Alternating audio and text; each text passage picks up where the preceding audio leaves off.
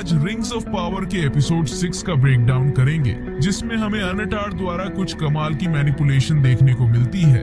सेलेब्रिम्बोर की होश टूटते दिखते हैं और एक ऐसा एलेंडल मोमेंट है जिसने सभी फैंस को खुश कर दिया। एपिसोड की शुरुआत होती है अराउंडर से, जो जंगल से भागते हुए कुछ ऑर्क्स से टकराता है। ऐसा लगता है कि अदार के कुछ लड़ाके भाग गए हैं, जिन्हें अराउंडर आसानी से हरा देता है। उसे एक नक्शा मिलता है जो इरीजन का है। हम ऑस्टिन एदिल, जिसका मतलब फोर्ट्रेस ऑफ द एल्डर है, और ग्लंडुइन नदी को देखते हैं। शुरुआत में मुझे लगा ये नक्शा इरीजन पहुंचने के लिए बहुत मददगार नहीं होगा, क्योंकि ये बहुत छोटा एरिया कवर करता है, लेकिन शायद नक्शे पर लाल निशान कुछ अहमियत रखते हो। नक्शे के निचले बाएं हिस्से में एक एक्स नजर आता है और कई जगहों पर लाल रेखाएं हैं। शायद वो एक्स अदार का ठिकाना दिखाता है। लाल निशान वो जगहें हैं जहां से अन्य ऑर्क ग्रुप्स हमला कर सकते हैं, या वो पॉइंट्स जहां ध्यान देना जरूरी है। मतलब ये नक्शा एक अटैक प्लान हो सकता है, न कि सिर्फ एल्वेन क्षेत्र खोजने के लिए। फिर हम एरिजिन की ओर जाते हैं, जहां सेलेब्रिम्बोर को इंसानों के लिए 9 अंगूठियां बनाने में कोई सफलता नहीं मिल रही है। वो खुद से पूछता है कि इन निर्जीव चीजों में कौन सा घमंड है जो उसके हाथों का विरोध कर रहा है। वो धातु को साइड में फेंक देता है और हम देखते हैं कि उनकी कोशिशें कितनी बार असफल रही हैं। हम सेलेब्रिम्बोर को अपने कामगारों पर गुस्सा होते देखते हैं, और वो तो मिर्दानिया का नाम भी भूल जाता है। तभी अनाटार आता है और बाकी को आराम करने का मौका देता है, जबकि वो सेलेब्रिम्बोर के साथ रुकता है। और यहाँ हम सच में देख सकते हैं कि सेलेब्रिम्बोर की उम्मीद टूटने लगी है। वो स्वीकार करता है कि वो साधारण चीजें भी भूलने लगा है, यहाँ तक कि उसने अपना क्रिसिंग हैमर भी खो दिया। जब अनाटार कहता है क्या तुम इस हैमर की बात कर रहे हो, तो अचानक वो हैमर ठीक उसी जगह पर होता है जहाँ कुछ देर पहले नहीं था। शायद ये अनाटार के प्रभाव का साइड इफेक्ट है, या शायद अनाटार खुद ही उसे ऐसा महसूस करवा रहा है ताकि सेलेब्रिम्बोर 9 अंगूठियां बनाने के लिए और ज्यादा प्रयास करे। सेलेब्रिम्बोर साफ तौर पर अब बहुत आगे बढ़ चुका है। पहले वो 9 अंगूठियां बनाने को लेकर संकोच कर रहा था। फिर हम देखते हैं कि सेलेब्रिम्बोर ने लगभग कह ही दिया कि अंगूठियां ही सब कुछ है। वो एरिजन के राजा के कर्तव्यों को नजरअंदाज कर रहा है, जिन्हें अब अनाटार खुशी खुशी संभाल लेता है। अनाटार जब बाहर आकर एक छोटे से समूह को संबोधित करता है, तो हमें पहली बार फियानोर की मूर्ति देखने को मिलती है, जिसमें वो एक रत्न को ऊपर उठाए हुए है। कोई शक नहीं कि ये 3 सिल्मरिल्स में से एक है, जो कि एल्वेन शिल्पकला की सबसे बड़ी उपलब्धि मानी जाती है। ये सीन दिखाते हुए मुझे लगा कि शो एक बार फिर उसी पैटर्न में आ रहा है जो हमने नुमिनोर जैसी जगहों में भी देखा है, जहां बड़े ऐलान या फैसलों के समय बस कुछ दर्जन लोग ही मौजूद होते हैं। मैं ये नहीं कह रहा कि हर सीन में बड़ी भीड़ होनी चाहिए, लेकिन ये पैटर्न बार बार दिखता है। शायद इन सीनों को और बड़ा बनाया जा सकता था। अब हम देखते हैं कि फियानोर का हैमर उसकी मूर्ति के बाएं हाथ में है, वही हैमर जिसे हमने शो में सेलेब्रिम्बोर के साथ कुछ बार पहले भी देखा है। फिर एरिजन के रास्ते में परेशानी के संकेत मिलते हैं। सबसे खास एक स्काउट का शव, जिसके सीने पर कुछ संकेत खुदी हुई है। बाद में पता चलता है कि ये निशान किसी अज्ञात भाषा में है। अनाटार इसका अर्थ कहता है वो कहाँ है। ये सवाल सौरॉन के बारे में है। अनाटार कहता है कि इसे दफना दो और किसी को इस बारे में मत बताओ। जब एक एल्फ मरता है तो उसकी आत्मा वैलिनोर की ओर जाती है, एक बहुत खास और महत्वपूर्ण जगह पर। मरे हुए अमर प्राणियों की आत्माएं वलार के मैंडोस के हॉल्स में जाती हैं, जहां वो दोबारा शरीर पाने का इंतजार करती हैं। और जब ऐसा होता है तो वो बाकी बचे दिनों को ब्लेस्ड रेल्म में बिता सकते हैं। अनाटार और मिर्दानिया के बीच सेलेब्रिम्बोर के बारे में एक बातचीत होती है, और हमें सौरॉन की चालाकी और मैनिपुलेशन के और उदाहरण देखने को मिलते हैं। अनाटार उसे यह वादा करवा लेता है कि कोई भी सेलेब्रिम्बोर को परेशान नहीं करेगा। जैसे हमने अभी देखा कि अनाटार ने सेलेब्रिम्बोर को इस नतीजे पर पहुंचाया कि उसे 9 अंगूठियां बनाने के लिए अकेले काम करने की जरूरत है, और अब उसने मिर्दानिया को भी मैनिपुलेट कर लिया कि वो किंग को कोई डिस्टर्ब न करे, जबकि खुद एरिजन का कंट्रोल ले लिया। सौरॉन का ये रूप देखना मुझे काफी ऑर्गेनिक लगता है। फिर सौरॉन दीवार के ऊपर आता है और हम देखते हैं कि दूर ऑर्क कैंप से धुएं के स्तंभ उठ रहे हैं। युद्ध से पहले अनाटार एक हल्की सी स्माइल देता है क्योंकि उसका प्लान शायद अब सेट हो चुका है। जैसा हमने एपिसोड 1 में देखा था, ये सौरन ही था जिसने अदार को बताया था कि वो एरिजियन में एक नई ताकत पर काम कर रहा है जिससे और किस दिशा में एल्वेन क्षेत्र पर हमला करने के लिए बढ़े। मुझे लगता है कि कई लोग सोच रहे होंगे कि वो ऑर्क अटैक क्यों चाहता है जब अंगूठियां बनाई जा रही हैं और बाद में क्यों नहीं, जो एक जायज सवाल है। मेरा अंदाजा ये है कि वो इस लड़ाई का इस्तेमाल करके ऑर्क पर नियंत्रण हासिल करना चाहता है। समय थोड़ा जोखिम भरा लग रहा है क्योंकि अभी और अंगूठियां बननी बाकी हैं। यकीनन इससे ड्रामेटिक सीन बनने वाला है जब ये चीजें एक साथ होंगी। इसके बाद हम अडार को देखते हैं जो बड़े ड्रामेटिक तरीके से अपनी फोर्क से खाते हुए गैलाड्रियल से डिनर टेबल पर बात कर रहा है। वो उनके पिछले मुलाकात की बात करता है।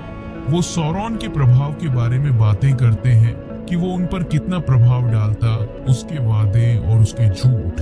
फिर अदार सौरन को हराने के लिए टीम अप करने की पेशकश करता है। जब गैलाड्रियल पूछती है कि वो कौन सी मदद दे सकता है, तब वो उसे मॉर्गोथ का ताज निकालता है।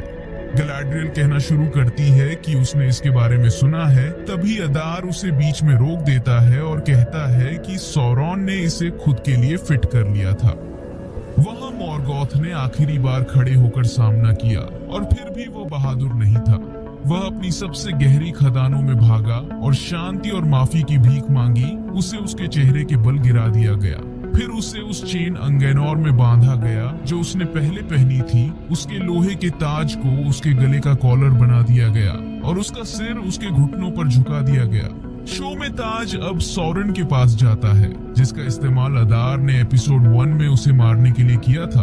अडार मूलतः ये कह रहा है कि मॉर्गोथ के ताज में कोई खास ताकत है जिसने उसे पहले सौरन को अस्थायी रूप से मारने में मदद की थी।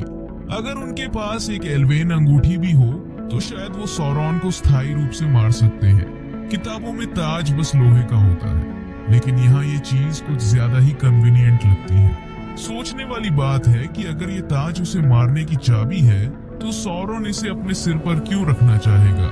अदर कहता है कि अब एरिजियन का भविष्य इस बात पर निर्भर करता है कि क्या गैलाड्रियल अपने गर्व को एक तरफ रख सकती है। अगर अदार ने सीजन 1 देखा होता तो उसे पता होता कि ये काफी मुश्किल काम है।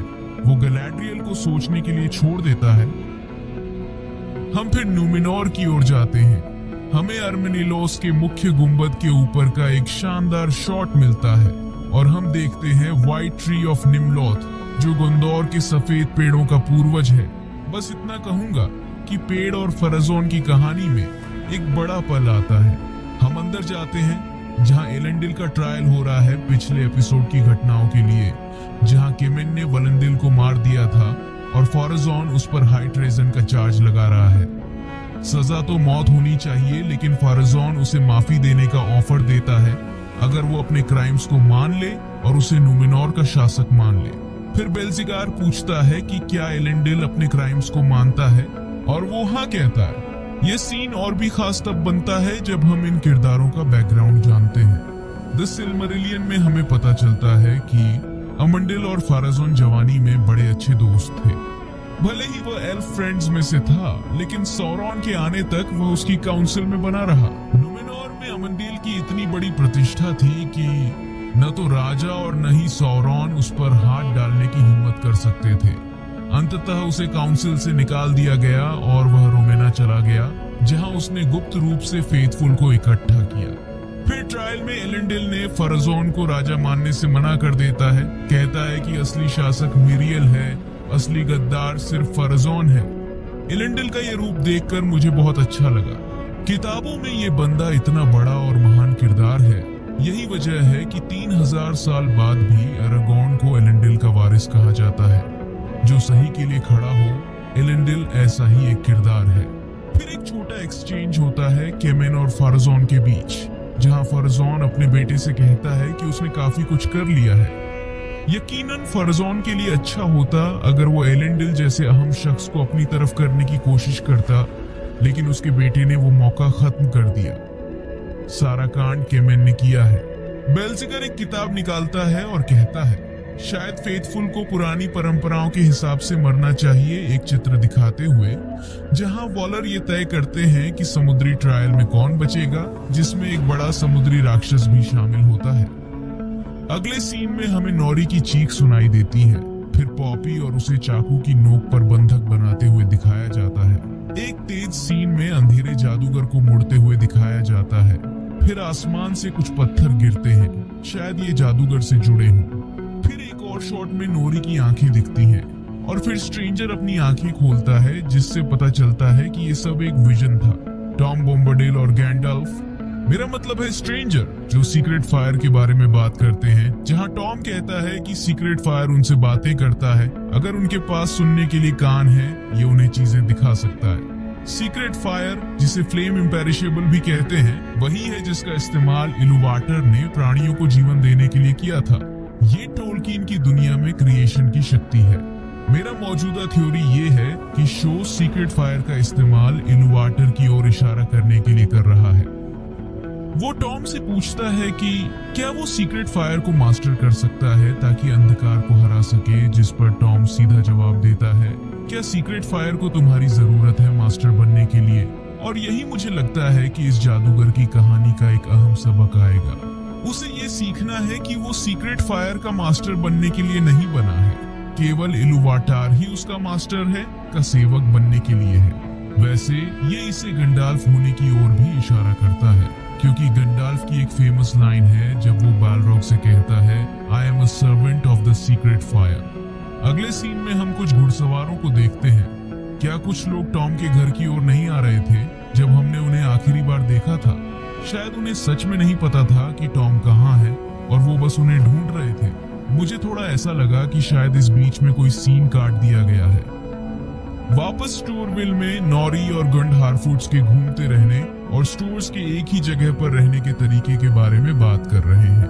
फिर वापस टॉम और विज़र्ड डूड के पास आते हैं और हम बहुत सारे पत्ते रहित पेड़ देखते हैं। टॉम कहता है कि जब दिल की नजर सिर्फ सीक्रेट फायर की सेवा में होती है तो उसकी सच्ची स्टाफ मिल जाएगी। लेकिन स्ट्रेंजर का अपना स्ट्राइक्स बैक विजन हो चुका है और वो अपने दोस्तों की मदद करने जाना चाहता है, तो वो एक मुश्किल फैसले में फंस जाता है, अपनी डेस्टिनी को फॉलो करे या अपने दोस्तों को मौत से बचाए।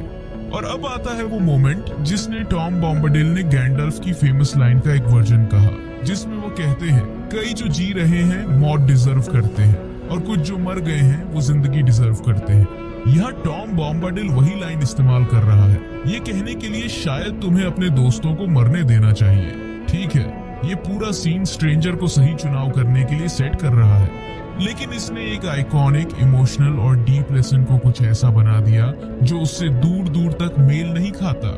लेकिन जब तक राइटर्स इन रेफरेंसेस को जबरदस्ती डालते रहेंगे, शो खुद अपने पैर पर कुल्हाड़ी मारता रहेगा, लोगों को याद दिलाता रहेगा कि इन लाइनों के असली वर्जन कितने बेहतर थे। साफ तौर पर कहूं तो उन्हें ये बंद करना होगा। वैसे स्ट्रेंजर कहता है, शायद मैं अपने दोस्तों को बचा सकता हूं और वापस आ सकता हूं, और टॉम कहता है, नहीं, तुम ऐसा नहीं कर सकते, और वो अचानक गायब हो जाता है। हम खजादम को पूरी तरह से एक्टिव देखते हैं, जहां हर जगह बौने खनन कर रहे हैं। राजा का सिंहासन कक्ष बिजी है क्योंकि सोने की ट्रॉलीज अंदर लाई जा रही हैं और राजा के हॉल में डंप की जा रही हैं। फिर हम डूरिन फोर्ट को सिंहासन कक्ष में जाते हुए देखते हैं, जो सोने के ढेर से साफ हो चुका है। पता चलता है कि उसे राजा ने नहीं बल्कि एनाटार ने बुलाया है। प्रिंस के साथ एक छोटी बातचीत के बाद एनाटार शेयर करता है कि जल्द ही एरिजियन पर हमला होने वाला है और उन्हें बाकी अंगूठियों को पूरा करने के लिए और मिथ्रिल की जरूरत है। एनाटार ने माइंड शाफ्ट्स के लिए लकड़ी का ऑफर दिया, जिसमें कहता है कि शायद वे कुछ और चाहते हैं, शायद और चमकते हुए रत्न और सोने। तो मुझे नहीं पता कि वो उन्हें ऐसा क्या ऑफर कर सकता है जो उसे बहुत चौंका दे।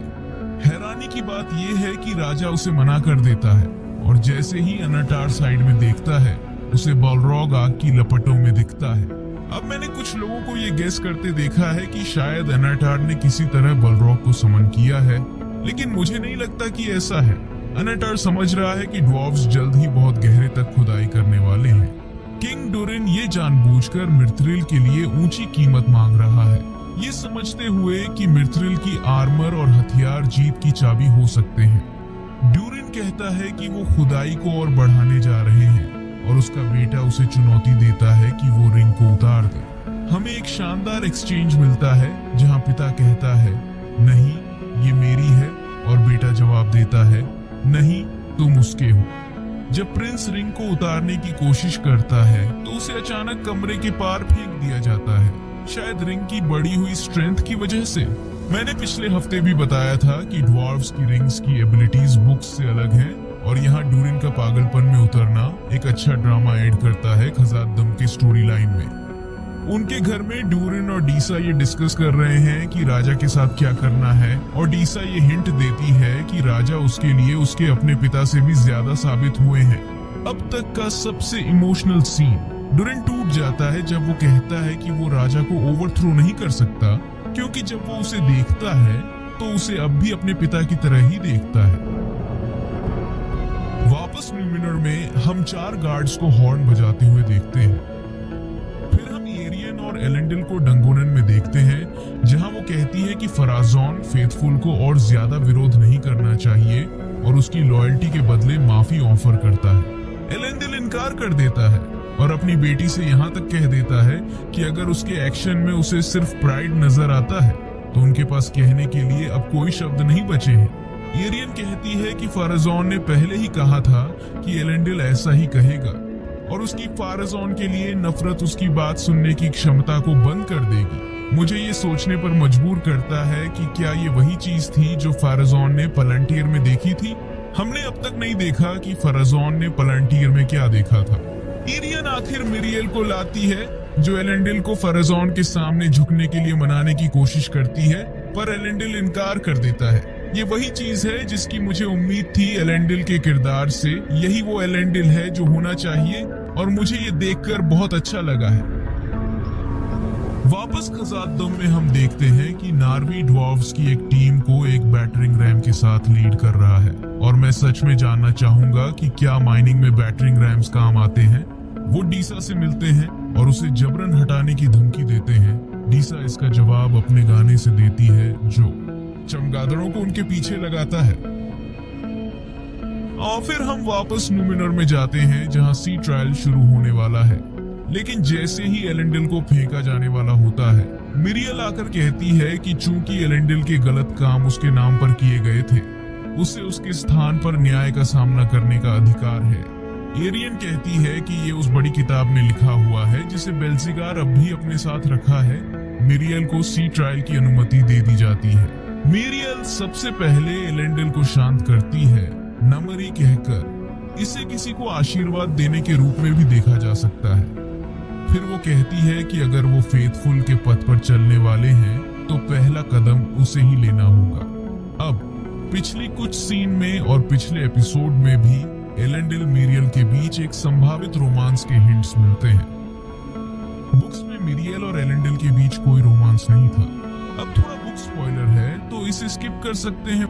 मिरियल की शादी फराजॉन से होती है और इसकी वजह हर वर्जन में अलग होती है। ज्यादातर मामलों में उसे जबरदस्ती इसमें धकेला जाता है, जबकि एक और वर्जन में वो खुद इसके फेवर में है।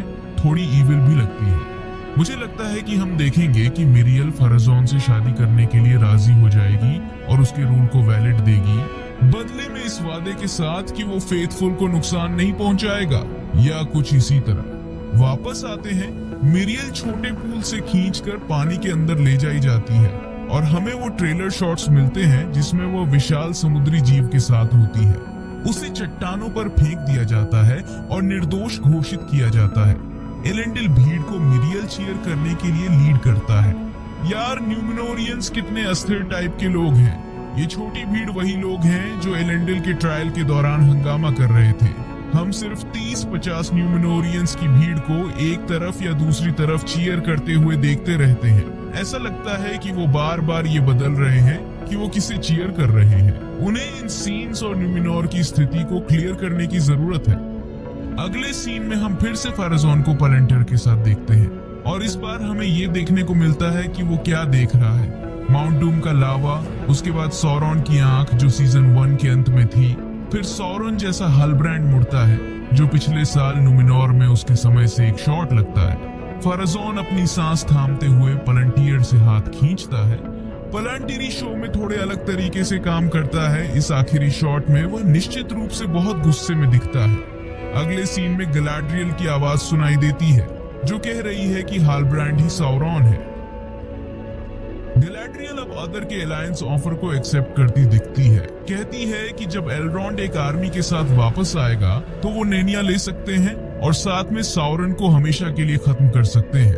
यहाँ तक कि वो उसे उरुक भी बुलाती है जो उसकी पसंदीदा टर्म है। आदर पूछता है कि क्या फिर गिल-गलाड ऑर्क्स को मॉर्डोर वापस जाने देगा और उन्हें अकेला छोड़ देगा।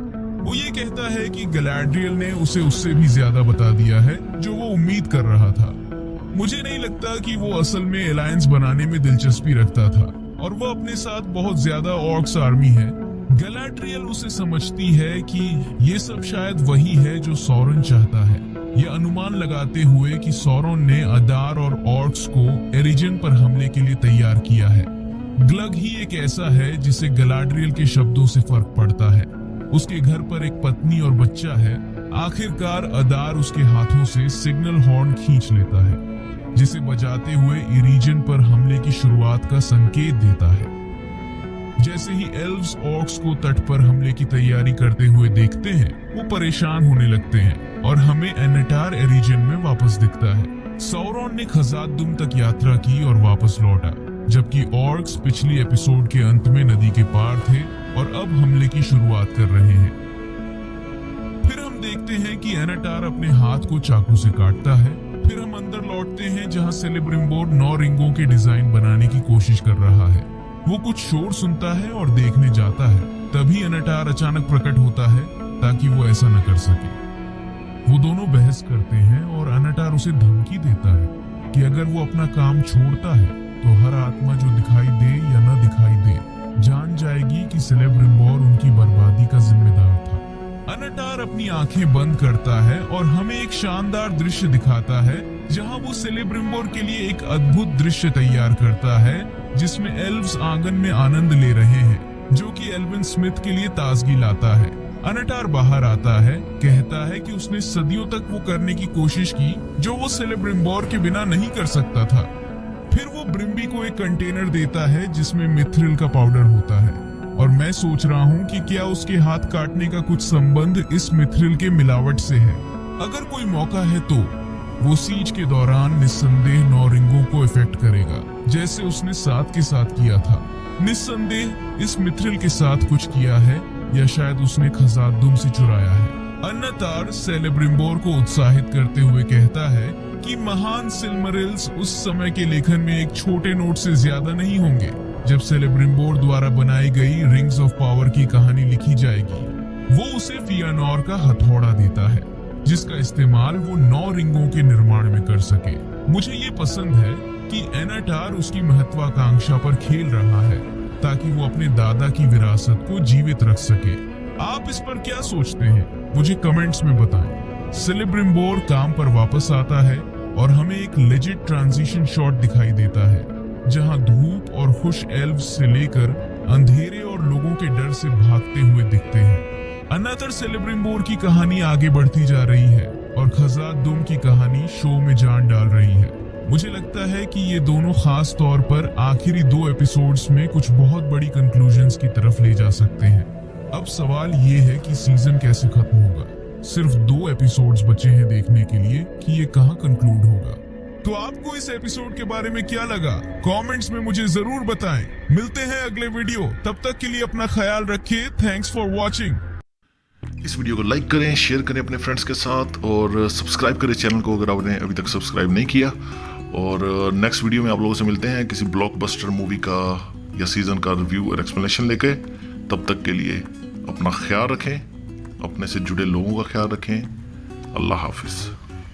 But I've known you too long, it hurts to watch your blue eyes fade to gray as you fade away, as you fade away.